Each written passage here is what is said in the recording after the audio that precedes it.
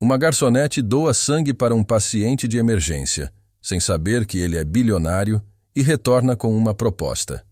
A chuva batia forte contra as janelas da pequena cafeteria, um aguaceiro implacável que transformava o estacionamento em uma poça cintilante de cinza. Ana limpou a última mesa com movimentos lentos e experientes, seus braços magros doendo após um longo turno. Ela olhou para o relógio.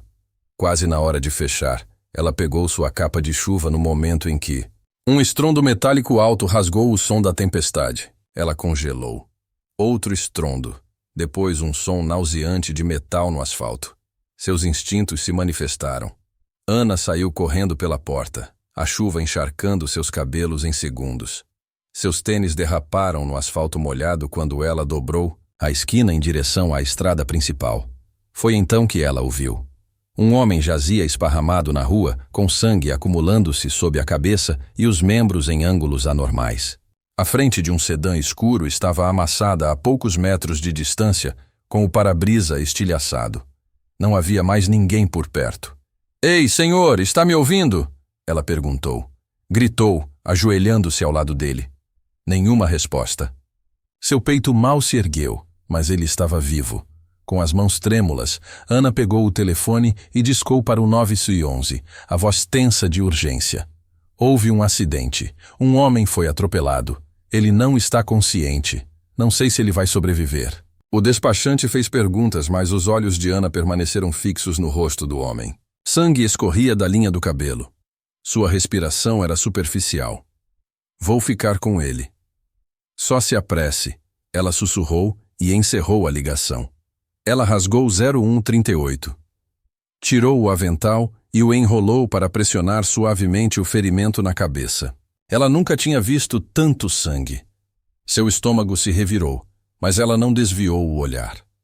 Em poucos minutos, sirenes soaram à distância. Quando a ambulância chegou, os paramédicos correram para o lado dela, empurrando-a delicadamente para trás. "Você ligou?" perguntou um deles. "Sim, ele estava sozinho", respondeu Ana, enxugando as mãos na calça encharcada.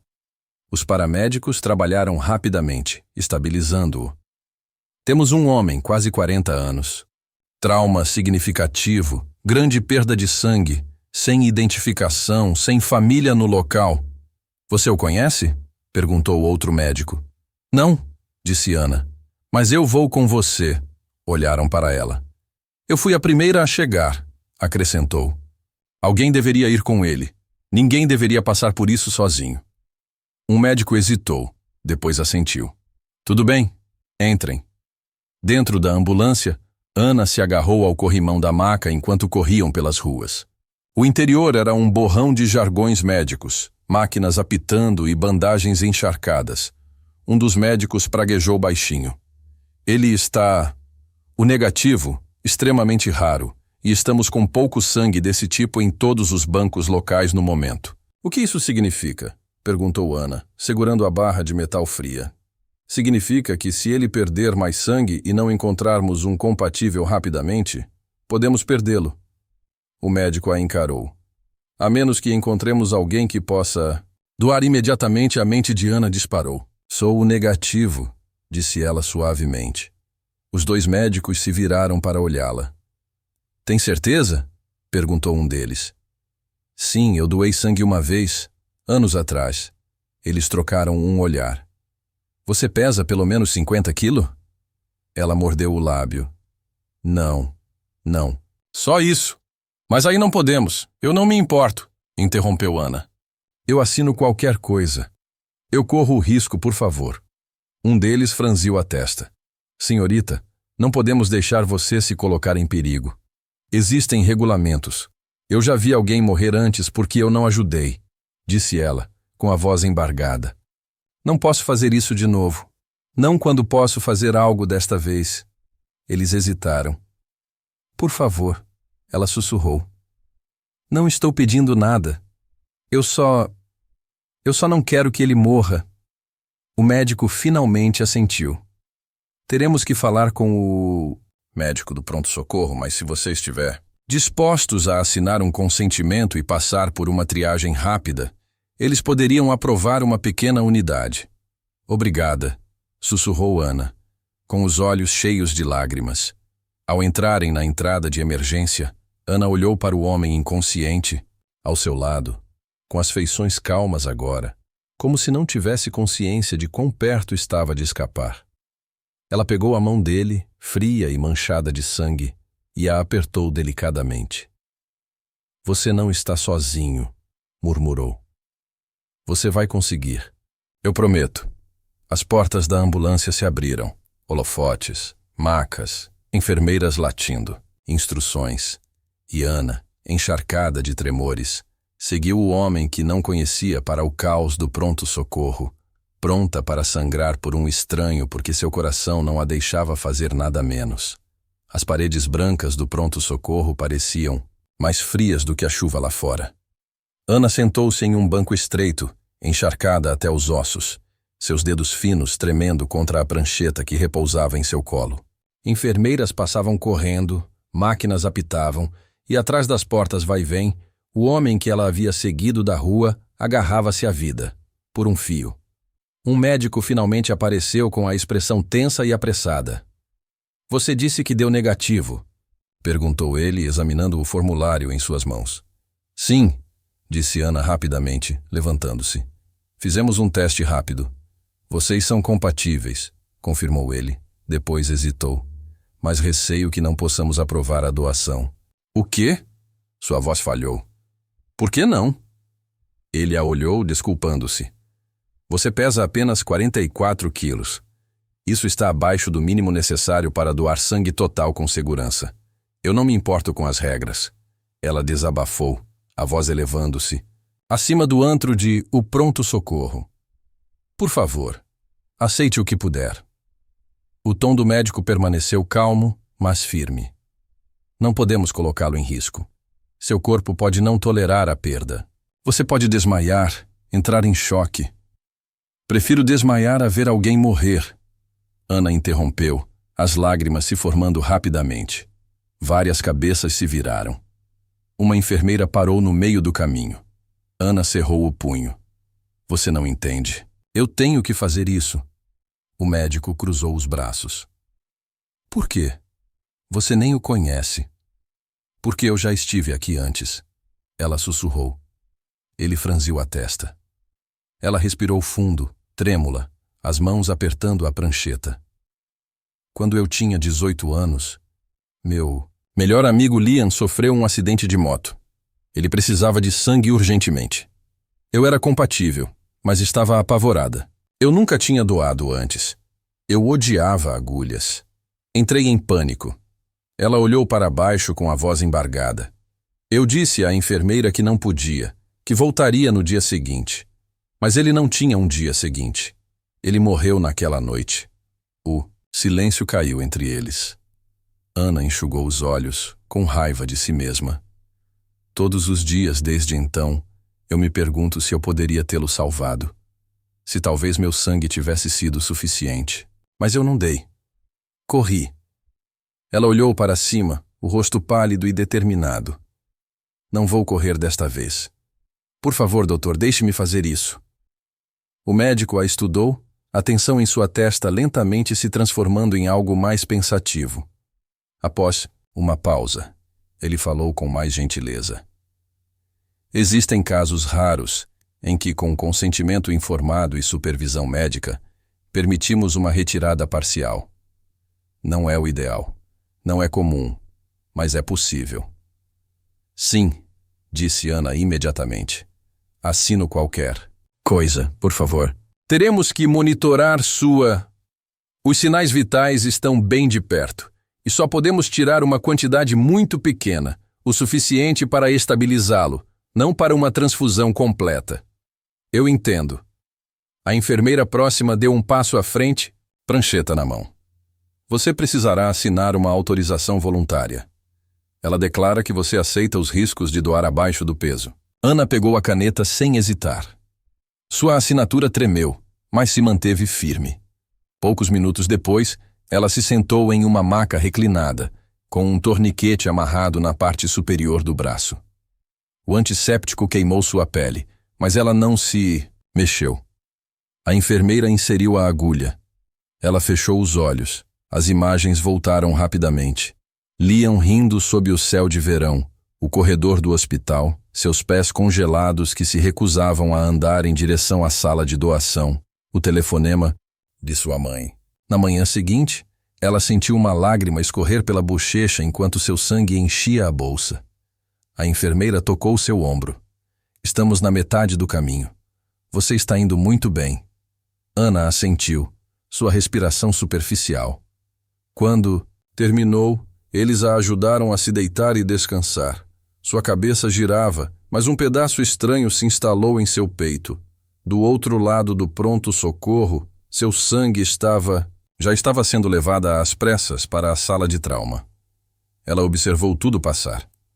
O médico voltou 10 minutos depois, com a expressão mais suave. Ele está estável, disse ele. Ana piscou. Você deu tempo para ele. Ele estava desabando. Aquela unidade fez toda a diferença. Ela engoliu em seco. Não estamos fora de perigo, mas sim, ele vai sobreviver. Ana fechou os olhos, a exaustão contraindo cada músculo. O alívio a inundou como um calor. Ela não sabia o nome do homem. Ela não conhecia a história dele. Mas esta noite, ela havia reescrito a sua própria. E naquela época, ela não tinha corrido. A primeira coisa que Michael notou foi o cheiro estéril, antisséptico, plástico e algo levemente metálico. Depois, veio o peso no peito, a dor aguda na lateral do corpo e a pressão surda ao redor da cabeça. Ele abriu os olhos. Uma luz branca, ofuscante, um ventilador de teto girando lentamente acima, o bip rítmico de um monitor cardíaco e, em seguida, uma lembrança, não clara, mas algo borrado como se estivesse debaixo d'água. Uma voz, a voz de uma mulher, e seu rosto, uma mão segurando a dele enquanto a ambulância rugiu na chuva. Ela estava lá, murmurou ele. Uma enfermeira ergueu os olhos do canto do quarto.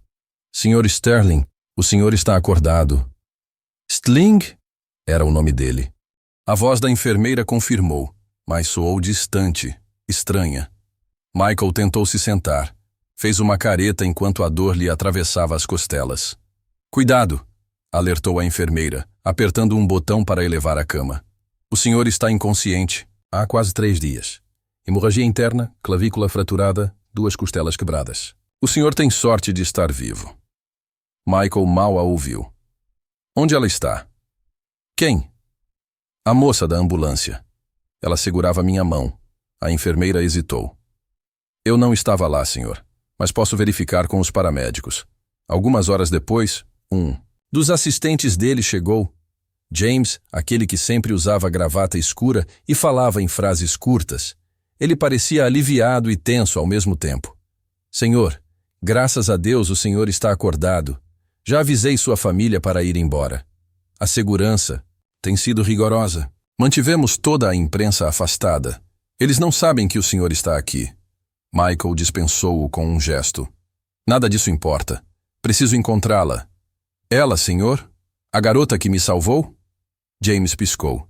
Ainda estamos coletando informações sobre o acidente. Você foi atropelado por um carro. É difícil dizer se foi um motorista imprudente ou intencional.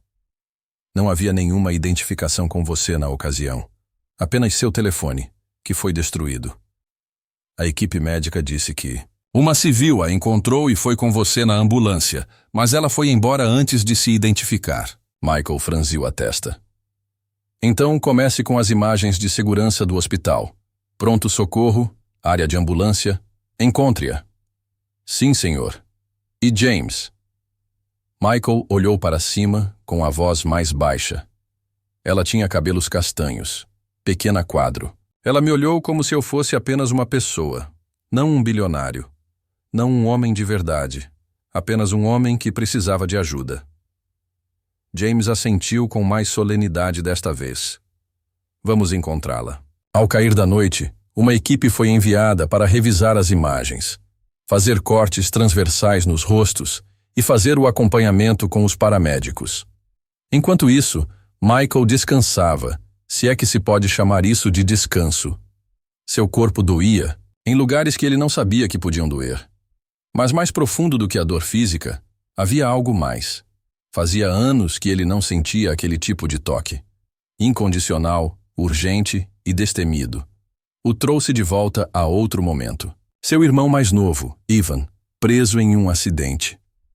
Michael chegara tarde demais. Ninguém parara, ninguém ajudara. Eles simplesmente passaram direto. Michael construíra muros depois disso. Negócios, segurança, riqueza. Nada disso salvara Evan. Nada disso preenchera o vazio dentro dele. Mas ela parara. Ela entrara na ambulância. Ela ficara. Encontrem-na, sussurrou ele novamente para ninguém em particular. Não por obrigação, mas porque algo havia mudado no momento em que abriu os olhos e se lembrou do rosto dela. Não, do nome, nem da voz. Apenas da presença dela, a garota que não o deixou para morrer. O sino acima da porta do café tilintou suavemente quando Michael entrou. O ar cheirava a canela e madeira velha, com o zumbido baixo das conversas e o chiado das máquinas de café expresso ao fundo. Ele se destacou imediatamente, seu elegante terno cinza escuro perfeitamente cortado. Um buquê de lírios brancos em uma mão e um longo envelope debaixo do outro braço.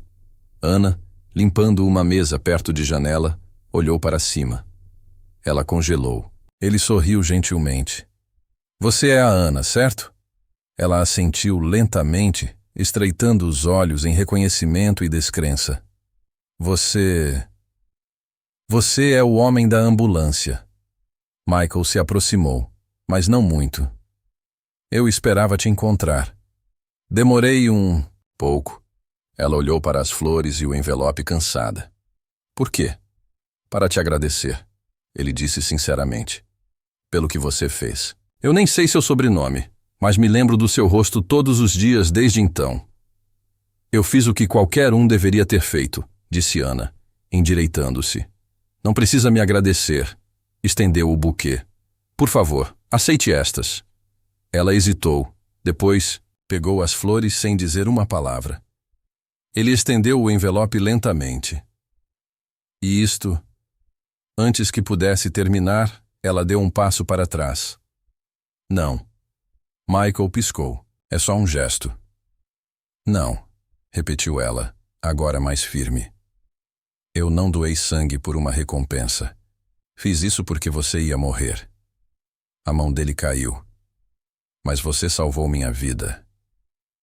E essa vida, disse ela baixinho, não deveria recomeçar colocando um preço na gentileza. As palavras feriram mais do que ele. Esperado. Michael, que negociou contratos bilionários, enfrentou salas de diretoria de investidores cínicos e construiu uma vida onde a gratidão era frequentemente expressa em cheques e bônus. Ele nunca se sentiu tão pequeno. Eu só queria mostrar minha gratidão, murmurou. Você está vivo, disse Ana, dobrando a toalha na mão. Já chega. Ele a encarou, incapaz de falar. Ela não se encolheu sob seu olhar. Eu não quero nada do senhor, Sr. Sterling. Michael ficou atordoado. Ninguém nunca o recusou. Não assim. Não quando a quantia dentro. Aquele envelope poderia pagar o aluguel dela por 1 ano. Ela se virou ligeiramente, pronta para voltar ao trabalho. Desculpe, disse ele finalmente. Não quis te ofender. Ana olhou por cima do ombro. Você não me ofendeu. Você só me lembrou que a maioria das pessoas acha que a bondade precisa ser paga. Com isso, ela foi para trás do balcão, deixando Michael sozinho. Flores aceitas, dinheiro recusado. Ele olhou para o envelope e o guardou de volta no paletó, intocado. Ao sair do café, Michael Sterling percebeu algo que não sentia há anos. Admiração. Não por riqueza ou poder, mas por uma pessoa que não pedia nenhum dos dois. Michael se tornou um frequentador assíduo. No início, era só café, preto, sem açúcar.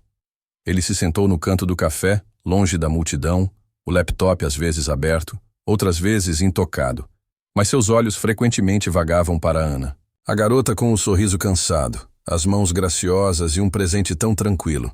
mas tão aterrador. Ele nunca mais trouxe flores. Nunca mencionou o envelope. Em vez disso, eles conversaram. Começou com pequenas trocas. O tempo, o movimento da manhã, a máquina de café expresso quebrada. Então, um dia, Michael perguntou: "O que te fez querer trabalhar aqui?" Ana enxugou as mãos em uma toalha, encostou-se no balcão e deu de ombros. "É um trabalho. Depois que minha mãe adoeceu, tive que largar a faculdade. Eu estava estudando para ser professora, mas as contas não esperam pelos sonhos." Michael se inclinou, ouvindo sem interromper. "Trabalho aqui de manhã, na livraria à tarde. À noite, ajudo meu irmãozinho com as inscrições para a faculdade de medicina", disse ela, com os olhos brilhando por um segundo. "Ele vai ser um grande médico um dia. Você abriu mão do seu sonho pelo dele." Ela deu um sorriso fraco. "É isso que a família faz, certo?" Michael ficou em silêncio por um longo tempo. Então murmurou: "Eu tinha um irmão mais novo. Ele morreu em um acidente de carro. Ninguém parou para ajudar." A expressão de Ana se suavizou. "Sinto muito. Ele era tudo o que eu tinha", acrescentou Michael em voz baixa. "Desde então, parei de acreditar nas pessoas." Ana inclinou a cabeça. "E, no entanto, aqui está você." Ele a olhou, algo silencioso passando entre eles. "Acho que sua gentileza foi a primeira coisa que me fez sentir novamente." Naquela noite, Michael não conseguiu dormir. Caminhou pelas ruas até a chuva começar a cair, suave e constante. Encontrou-se do lado de fora do café novamente, depois da meia-noite. A rua estava vazia, as luzes apagadas, as placas de fechado balançando suavemente ao vento. Então ele ouviu o suave e desafinado clangor de metal contra metal. Era o sino dos ventos que pendia acima da porta do café, ou que estivera pendurado. Agora jazia no chão, retorcido, com uma corda rompida. O pequeno sino estalou. Michael lembrava-se vagamente da sua primeira visita, com suas notas abafadas marcando sua chegada. Ana certa vez lhe dissera despreocupadamente que era da mãe dela. Ele se abaixou, pegou-o com cuidado e o segurou como um segredo frágil. Na manhã seguinte, antes do nascer do sol, voltou. O café ainda estava fechado. Ele ficou parado no degrau molhado, o casaco úmido, os dedos em carne viva de frio. Com um pedaço de sua própria fita adesiva, que ele havia tirado de um antigo kit de caminhada, recolocou o sino no gancho. O reparo era irregular, imperfeito, mas aguentou. Deixou um bilhete dobrado e enfiado no batente da porta.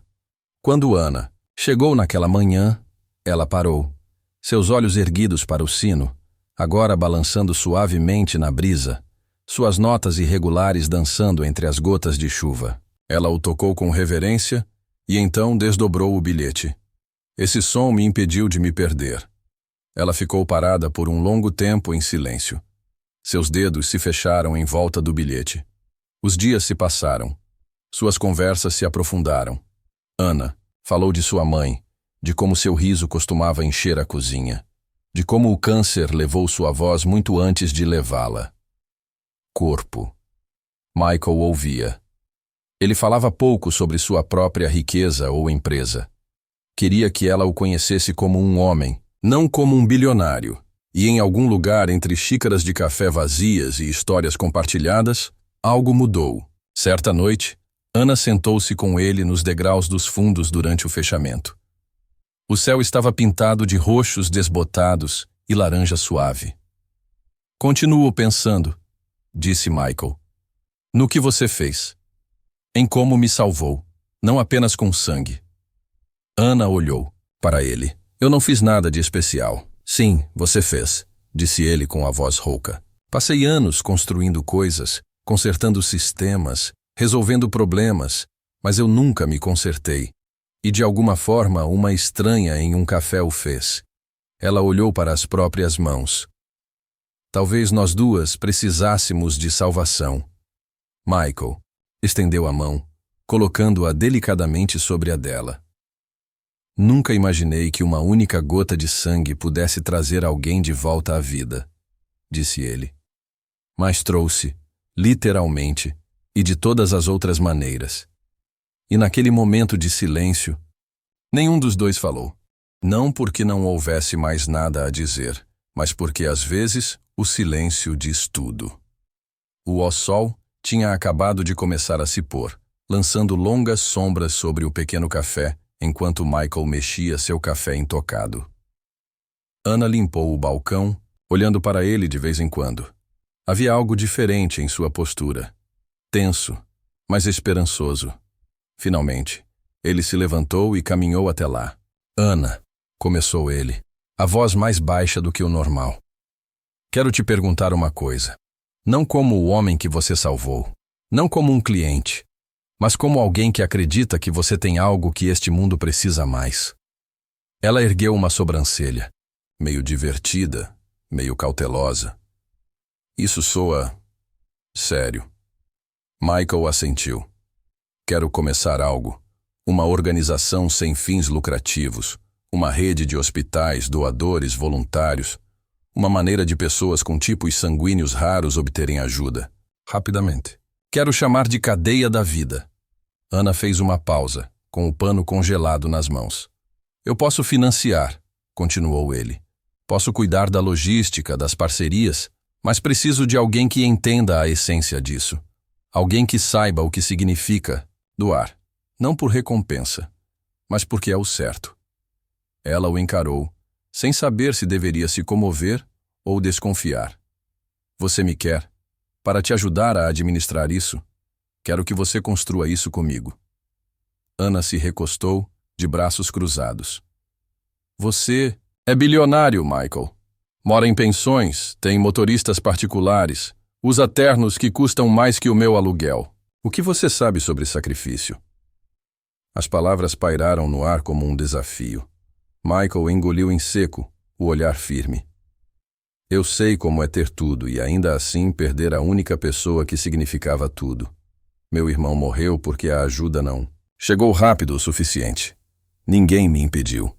Ninguém tentou. Convivi com esse silêncio por anos. Ana piscou, pega de surpresa pela aspereza na voz dele.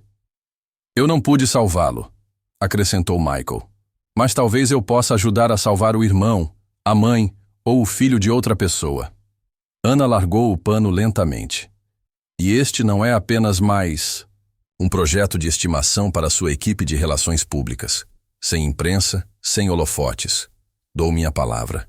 Apenas pessoas ajudando pessoas. Só isso. Ela o estudou por mais um momento e então assentiu. Tudo bem, mas faremos nos meus termos. Ele sorriu. Alívio visível em seu rosto. Nomeie-os. Sem entrevistas, sem galas para doadores, sem cartões de crédito em troca por doações de sangue. Construímos isso para trabalhar em silêncio onde importa. Michael estendeu a mão. Combinado.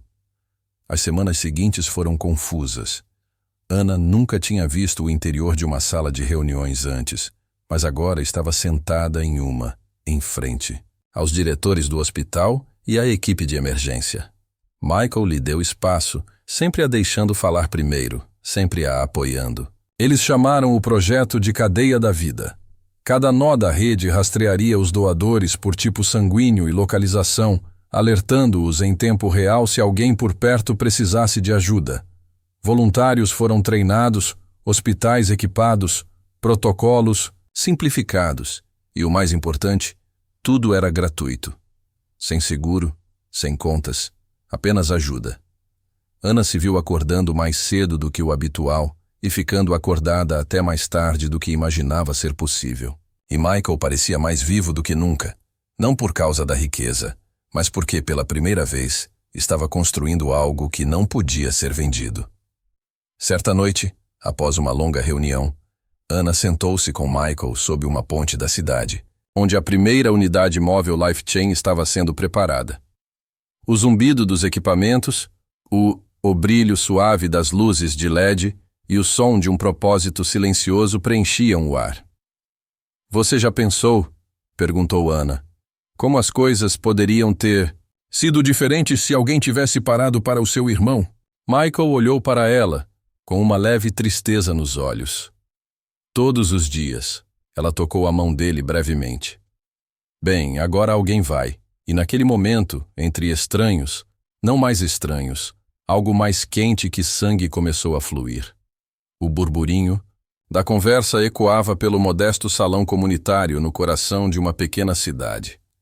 Uma das muitas paradas da turnê de divulgação da Life Chain. Cartazes decoram as paredes, rostos de sobreviventes e voluntários, histórias reais de resgates de última hora e heróis inesperados.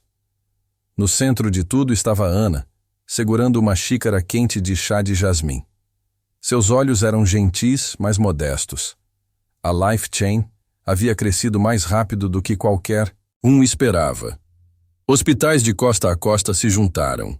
Dezenas de vidas já haviam sido salvas pelo sistema de doação de resposta rápida. E, no entanto, Ana permaneceu inalterada. Ainda a mesma garçonete que um dia limpou mesas e acreditava que a gentileza não estava à venda. Michael estava por perto, observando-a. Ela conversava com uma mãe que havia doado sangue após o acidente do filho. Ana segurava as mãos da mulher, ouvindo com toda a sua presença. Alguém pediu a Ana que fizesse uma breve palestra. Ela hesitou e então se aproximou. Não estou aqui porque sou uma heroína, ela disse. Estou aqui porque... Uma vez, quando eu tinha 18 anos, alguém que eu amava precisou de mim e eu não fiz nada. Eu estava com medo. Deixei o medo fazer uma escolha por mim e ele morreu. Desde então, tenho vivido com o peso daquele silêncio. Ela olhou para os rostos, alguns gratos, outros emocionados. Agora, eu faço isso não para apagar o passado, mas para fazer as pazes com ele. Faço o que posso para que outra pessoa não sinta esse arrependimento. Nem sempre temos uma segunda chance, mas quando temos, devemos honrá-la. A sala irrompeu em aplausos suaves. Ana desceu, com as bochechas coradas, e Michael a encontrou no meio do caminho, oferecendo um guardanapo de papel para suas lágrimas. Eles viajaram juntos de cidade em cidade, escolas, clínicas, comunidades, centros de saúde. Em todos os lugares, Ana era recebida não como uma celebridade, mas como uma irmã, uma filha, uma amiga. Sua presença confortava as pessoas de uma forma que dinheiro ou fama não conseguiam reproduzir.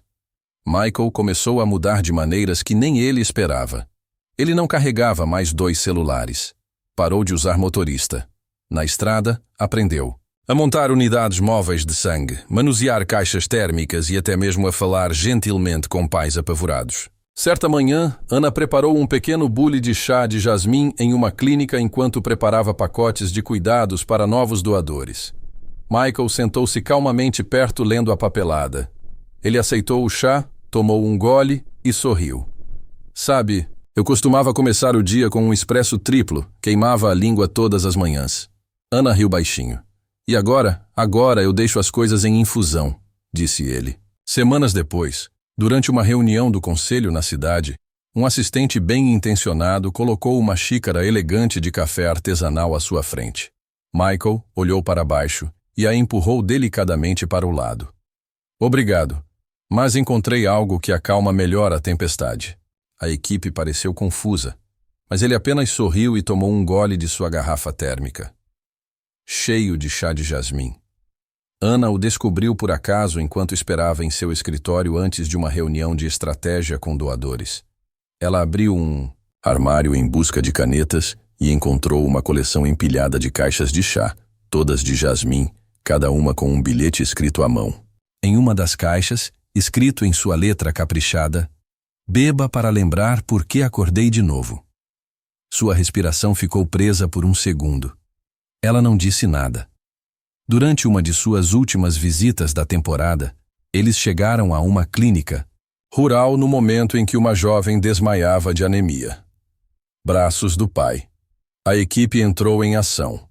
Michael coordenou com o hospital. Ana ajoelhou-se ao lado da menina, segurando sua mão, sussurrando baixinho enquanto os médicos trabalhavam. Os dedos da menina se fecharam em torno da palma de Ana. Sua respiração desacelerou.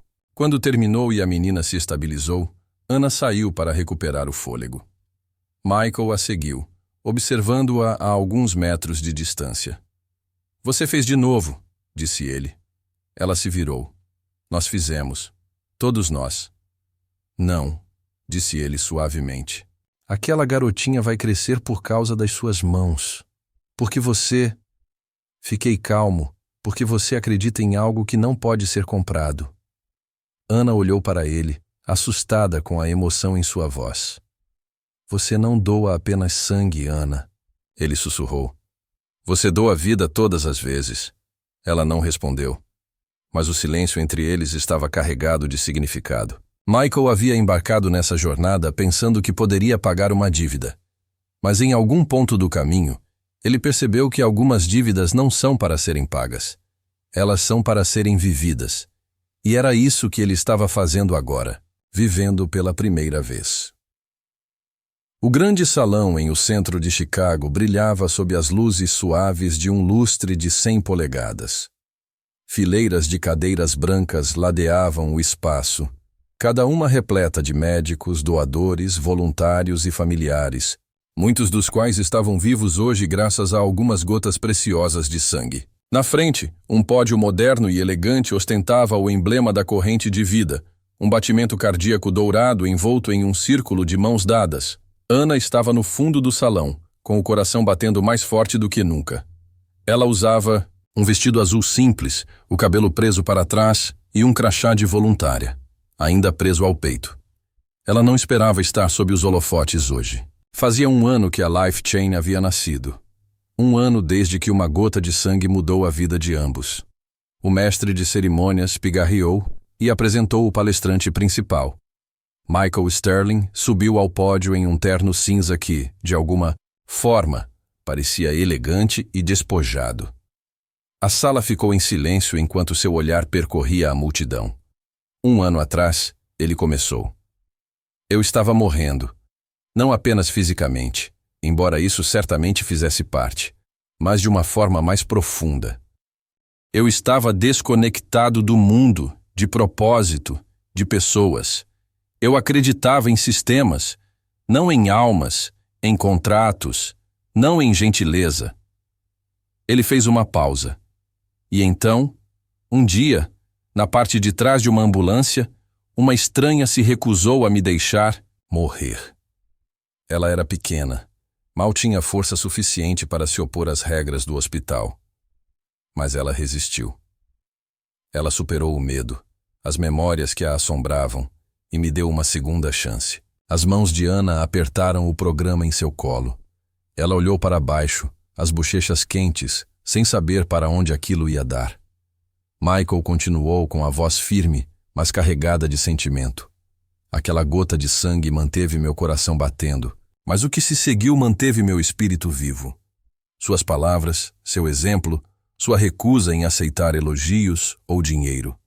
Ela me desafiou a viver não apenas como um sobrevivente, mas como alguém digno de ser salvo. Ele se virou do púlpito. Quero chamar alguém aqui hoje. Ela não sabe que isso vai acontecer e provavelmente vai me repreender mais tarde. Mas Ana Whittaker, você se juntaria a mim? A multidão se virou. Ana congelou, com os olhos arregalados. Um dos voluntários a cutucou gentilmente. Ela se levantou lentamente, com as pernas trêmulas, e caminhou para o palco, em meio a aplausos crescentes. Quando ela chegou perto de Michael, ele pegou sua mão. Oi, sussurrou. Desculpe pela emboscada. Ela deu uma risadinha.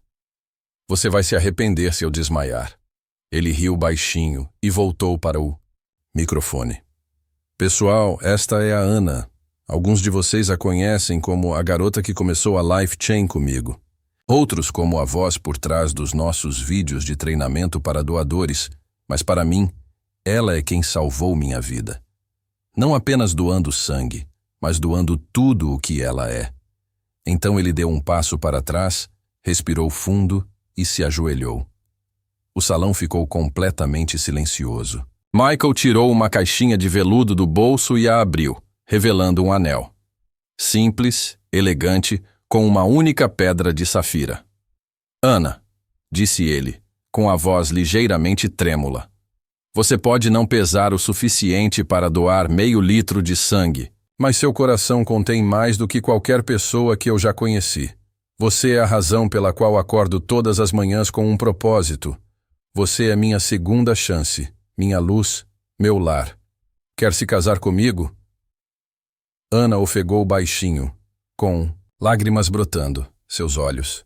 Por um momento seu passado passou por sua mente. O quarto de hospital onde ela falhou em salvar sua melhor amiga. A culpa que ela carregou por anos. O medo de que ela nunca seria o suficiente. Mas isso foi antes. Agora, ali estava ela em um palco com um homem que via tudo nela e não pedia nada além do seu amor. Ela também se ajoelhou, encarando-o. Ambos se agacharam diante de centenas de testemunhas. Eu não pude salvar a pessoa que amei anos atrás, ela sussurrou. Mas se amanhã eu conseguir ser sua esposa, continuarei economizando com amor. A plateia irrompeu em aplausos. Câmeras dispararam, não para os tabloides, mas para capturar. Um momento de redenção, de cura, de algo verdadeiro. Michael colocou o anel no dedo dela, e eles ficaram juntos, de mãos dadas, enquanto a bandeira da corrente da vida se desenrolava atrás deles. Nunca foi sobre sangue. Não mesmo. Foi sobre conexão, sobre as linhas invisíveis que unem estranhos por meio de atos de coragem e cuidado. E naquele momento, Michael e Ana não eram bilionários e garçonetes, não fundador, e eles eram simplesmente duas pessoas unidas, não por status, mas por uma promessa que um dia fora feita em silêncio e agora dita em voz alta. Viver um para o outro todos os dias, pelo resto de suas segundas chances.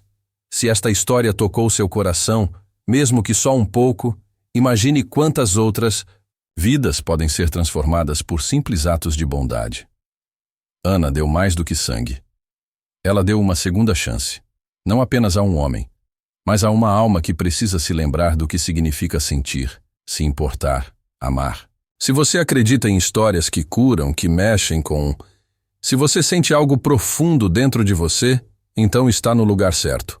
Assine o Soul Stirring Stories para mais histórias poderosas e sinceras como esta.